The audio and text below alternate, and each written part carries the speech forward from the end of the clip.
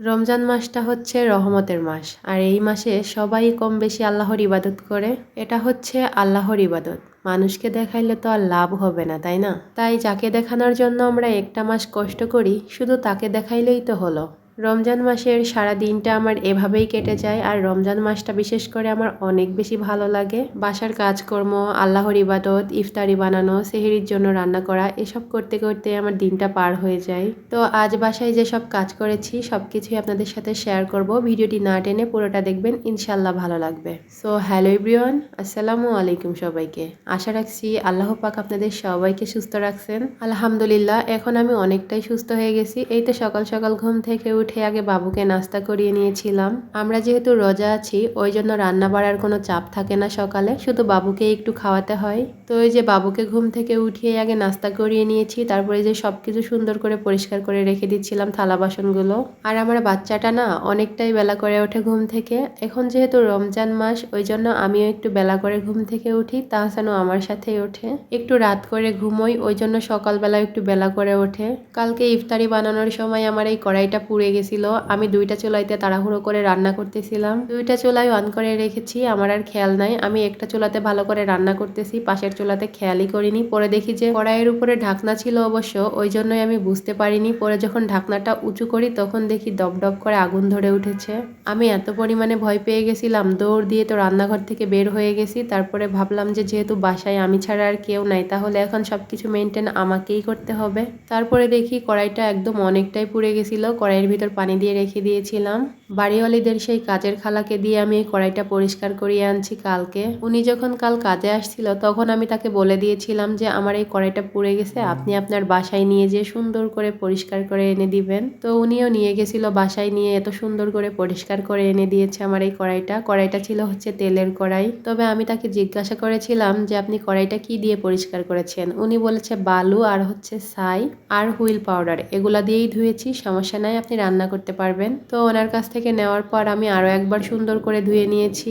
আর এই যে এখন একটু আগে যে থালা বাসনগুলো ধুলাম ওগুলাই রেখে সুন্দর করে রেখে দিলাম। আজ এখনো বিছানা গোছানো হয়নি, ওই জন্য ভাবলাম বিছানাটা একটু গুছিয়ে রেখে তারপরে হচ্ছে অন্য কাজ করব। মানে ঘরটা আমার প্রতিদিন না গুছাইলে ভালো লাগে না, প্রতিদিন বারবার করে পরিষ্কার করে রাখি, তারপরে অনেকটা এলোমেলো হয়ে যায়। বাসায় ছোট বাচ্চা থাকলে এরকম হবে, এটাই স্বাভাবিক। তারপরেও আমার ভালোই লাগে গুছাইতে। নিজের সংসারের কাজ করতে কারি না ভালো লাগে, সবারই তো ভালো লাগে নিজের সংসারটাকে সুন্দর করে গুছিয়ে রাখতে।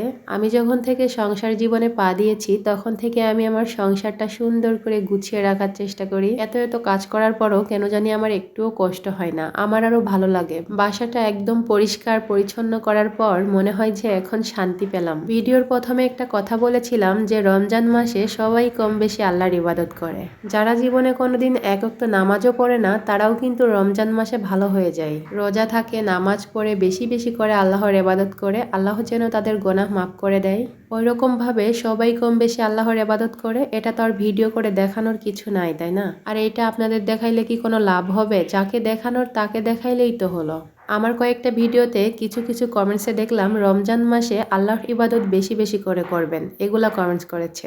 আবার আপনি কি নামাজ পড়েন না, আপনি কি কোরআন পড়েন না, আল্লাহর ইবাদত করেন না আপনি? আশা করি এখন বুঝতে পারছেন। আর লাভ বলে আমি কি বোঝাইছি এইটা বুঝতে পারছেন তো? যাই হোক, কথা বলতে বলতে আমি আমার বাসার সমস্ত এলোমেলো কাজগুলো গুছিয়ে নিয়েছি। এখন এই যে গোসল করব, তাহসানকেও গোসল করাবো। তারপর একটু ঘুমিয়েছিলাম, তাহসানও একটু ঘুমিয়েছিল। আর এই যে বিকালবেলায় চলে আসছি রান্নাঘরে।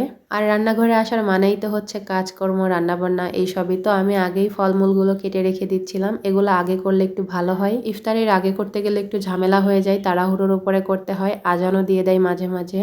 ওই জন্যই আগে হচ্ছে ফলগুলো কেটে নিচ্ছিলাম, তারপরে শরবতটাও গুলিয়ে ফ্রিজে রেখে দিব একটু ঠান্ডা হওয়ার জন্য। আর আজ আমাদের বাসায় ফল একদমই শেষ হয়ে গেছিল, যা ছিল তাই কেটে নিচ্ছিলাম। আজ আবার বাজার করতে হবে, ওই জন্য ভাবলাম ফ্রিজে যা যা আছে তাই তাই কেটে নেই, এগুলা দিয়েই হয়ে যাবে যেহেতু আমরা দুইজন মানুষ। কিছু কিছু মানুষ দেখি কমেন্টস করেছে তুমি প্রতিটা ভিডিওতে বলে আমরা দুইজন মানুষ, তাহলে রেশন উঠাইলে তিনজনের কিভাবে? আসলে আমরা ৩ জন মানুষ, ২ জন না। আমার ছোট একটা বাচ্চাও আছে। বাচ্চাটা যেহেতু এখনো কিছু খেতেই পারে না, ওইজন্য খাওয়া-দাওয়ার বিষয়ে, রান্না-বান্নার বিষয়ে আমি বাচ্চাটাকে ধরি না, বাচ্চাটাকে বাদই রাখি। ও যেহেতু ভাত-টাত তেমন একটা খায় না, ওইজন্যই আমি আপনাদেরকে বলে থাকি যে আমরা ২ জন মানুষের জন্য রান্না করি, ২ জন মানুষ আমরা এই সেই বলে থাকি। কিন্তু রেশনের বিষয়টা হচ্ছে অন্যরকম। সরকার তো আর ওকে বাদ দিবে না, তাই না? ও যেহেতু আমাদের একটা অংশ, তাহলে ওকে তো রেশন দিবেই, তাই না? ও খেতে পারুক আর না পারুক, ওকে ফুল রেশনই দেওয়া হয় আর এটা ওর অধিকার, ও এটা পাবে। রেশনে আমাকে যা যা দেওয়া হয় আমার বাচ্চাটাকেও ঠিক তাই তাই দেওয়া হয়। সে অবশ্য খেতে পারে না, তারপরেও কিন্তু তাকে ফুল রেশন দেওয়া হয়। তাহলে আবার বুঝতে পারছেন আমি কেন বলি যে আমরা ২ জন মানুষ। যাই হোক, আমি আশা করছি আপনারা বুঝতে পারছেন। একটা আপু দেখি কমেন্টস করেছে, আপু তোমার রান্না বান্নার ভিডিওগুলো আমার অনেক বেশি ভালো লাগে, তুমি বেশি বেশি করে তোমার রান্না বান্নার ভিডিওগুলো দিবা। আসলে সুন্দর সুন্দর কমেন্টস পড়তে কারই না ভালো লাগে, আমার তো বিশেষ করে অনেক বেশি ভালো লাগে। ওই জন্যই তো আমি আপনাদেরকে বলে থাকি, যারা আমাকে পছন্দ করো, অনেক বেশি ভালোবাসো, তারা একটা হলেও আমার ভিডিওতে কমেন্টস করে যাবা। তোমাদের কমেন্টসগুলো কিন্তু আমি পরবর্তী ভিডিওতে নিব।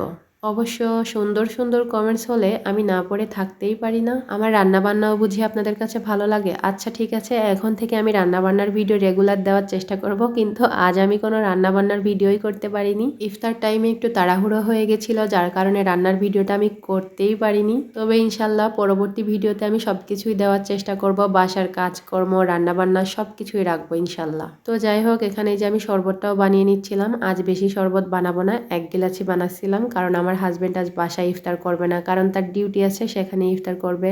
সে বাসায় ইফতার না করলেও আমি 1 জগ ভরে শরবত বানাই, কিন্তু আজ মনে হলো 1 গিলাসই বানিয়ে ফ্রিজে একটু ঠান্ডা করতে দিয়ে দিই।